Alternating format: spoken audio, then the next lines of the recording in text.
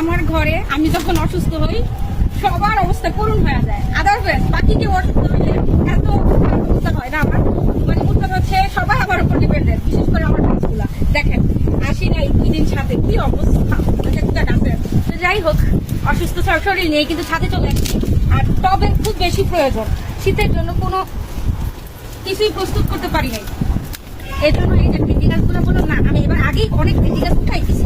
তো শীতের প্রস্তুতি নিতেছি, যেহেতু শীতের সবজি বসানোর প্রস্তুতি, এখন তো আর রাখবো না। এই দেখে কি হারে তুলসী পাতা গাছ, তুলসী পাতা গাছ দিয়ে আমি কি করবো বলে? আমার দরকার, আমার ঠান্ডা লাগছে। না তুই খা, তুলসী পাতা গাছ কয়টা খাবি তুই? এই যে শীতের জন্য সব টব খালি করতেছি। এই যে এখানে একটা, এই যে উরে বাবা বাবা, এটা তো আমি কান্দে উঠাইতে পারবো না, আমার শরীর কাঁপে, তুমি উঠাই দাও। কি? ও এটা? এই যে এটা এই যে বড়টা? আমি পারতেছি না, তুমি উঠাই দাও।